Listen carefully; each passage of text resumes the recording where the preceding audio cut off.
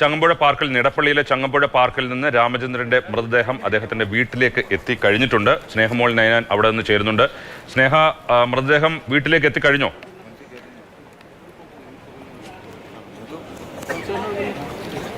രാജീവ്, ഇപ്പോൾ മൃതദേഹം വീട്ടിലേക്ക് എത്തിക്കഴിഞ്ഞിട്ടുണ്ട്. അദ്ദേഹത്തിൻ്റെ വിലാപയാത്രയോടുകൂടിയായിരുന്നു ഈ മൃതദേഹം വീട്ടിലേക്ക് എത്തിച്ചത്. അദ്ദേഹത്തിൻ്റെ മൃതദേഹം ആംബുലൻസിൽ നിന്നും പുറത്ത് എടുക്കാനുള്ള ശ്രമങ്ങളൊക്കെ തന്നെയാണ് നടന്നുകൊണ്ടിരിക്കുന്നത്. ഭാരത് മാതാ കി ജയ്, ഭീകരവാദം തുലയട്ടെ തുടങ്ങി മുദ്രാവാക്യങ്ങൾ വിളിച്ചായിരുന്നു അദ്ദേഹത്തിൻ്റെ പ്രിയപ്പെട്ടവർ അദ്ദേഹത്തെ വീട്ടിലേക്ക് കൊണ്ടുവന്നത്. ഇപ്പോൾ മൃതദേഹം ആംബുലൻസിന് പുറത്തെടുത്ത് വീട്ടിലേക്ക് എത്തിക്കാനുള്ള ശ്രമങ്ങളൊക്കെ തന്നെയാണ് നടന്നുകൊണ്ടിരിക്കുന്നത്. അതിനുശേഷം ഈ സംസ്കാരത്തിന് മുന്നോടിയായുള്ള കർമ്മങ്ങളൊക്കെ തന്നെയും ഉണ്ടാവും. അതിനുശേഷം മൃതദേഹം ഏകദേശം ഒരു 12 മണിയോടുകൂടി തന്നെ ഇടപ്പള്ളി പൊതുശ്മശാനത്തിലേക്ക് കൊണ്ടുപോകും. തുടർന്ന് മറ്റ് ചടങ്ങുകളും സംസ്കാര ചടങ്ങുകളും ഒക്കെ തന്നെ നടക്കും. അദ്ദേഹത്തിൻ്റെ പ്രിയപ്പെട്ടവരെല്ലാം തന്നെ ഇവിടേക്ക് എത്തിയിട്ടുണ്ട്. പൊതുപ്രവർത്തകർ, രാഷ്ട്രീയ പ്രവർത്തകർ, അങ്ങനെ സമൂഹത്തിൻ്റെ വിവിധ നാനാതുറകളിലുള്ള ഇവിടേക്ക് എത്തിച്ചേർന്നിരിക്കുകയാണ്. അദ്ദേഹത്തിൻ്റെ പ്രിയപ്പെട്ടവരെല്ലാം തന്നെ ഇവിടെയുണ്ട്. അദ്ദേഹത്തിൻ്റെ ബന്ധുക്കൾ, അദ്ദേഹത്തിൻ്റെ സുഹൃത്തുക്കൾ, പിന്നെ അദ്ദേഹത്തെ പരിചയമില്ലാത്ത ആളുകൾ പോലും ഇവിടേക്ക് എത്തി അദ്ദേഹത്തിന് അന്തിമോപചാരം അർപ്പിക്കാൻ വേണ്ടി എല്ലാവരും തന്നെ ഇവിടേക്ക് എത്തുകയാണ്. അദ്ദേഹം അവസാനമായി നീരാഞ്ജനത്തിൽ എത്തിയിരിക്കുകയാണ്. ആ കാഴ്ചയാണ് നമ്മളിപ്പോൾ കണ്ടുകൊണ്ടിരിക്കുന്നത്.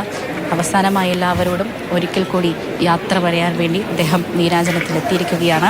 ഒരുപിടി നല്ല ഓർമ്മകളുമായി തിരിച്ചു വരാൻ വേണ്ടി തൻ്റെ ഭാര്യയോടും മകളോടും ഒപ്പം ചെറുമക്കളോടൊപ്പം കാശ്മീരിലേക്ക് പോയ അദ്ദേഹം പക്ഷേ തിരിച്ചു വന്നത് ചേതനയേറ്റ ശരീരവുമായാണ്. അതുതന്നെയാണ് എല്ലാവരെയും വേദനിപ്പിക്കുന്നത്. ഈ അദ്ദേഹത്തെ അടുത്തറിയാവുന്ന വാക്കുകളുണ്ട് അദ്ദേഹം ആരായിരുന്നു എന്നുള്ളത്.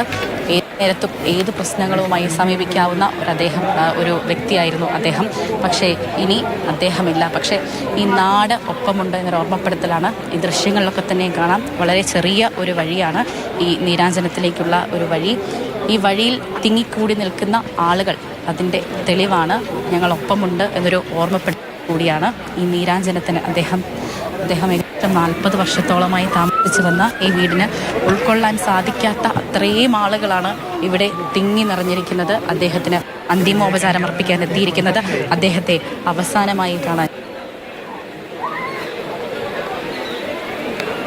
രാഷ്ട്രീയ പ്രവർത്തകർ, അങ്ങനെ നാനാതുറകളുള്ള ആളുകൾ ഇവിടേക്ക് എത്തിച്ചേർന്നിരിക്കുകയാണ്. അദ്ദേഹത്തിൻ്റെ മൃതദേഹം പുറത്തെടുക്കാനുള്ള. സ്നേഹമോൾ നയനാനാണ് വിവരങ്ങൾ നൽകുന്നത്. ചങ്ങമ്പുഴ പാർക്കിലെ പൊതുദർശനത്തിന് ശേഷം രാമചന്ദ്രന്റെ മൃതദേഹം അദ്ദേഹത്തിന്റെ വീട്ടിലേക്ക് കൊണ്ടുവരികയാണ്.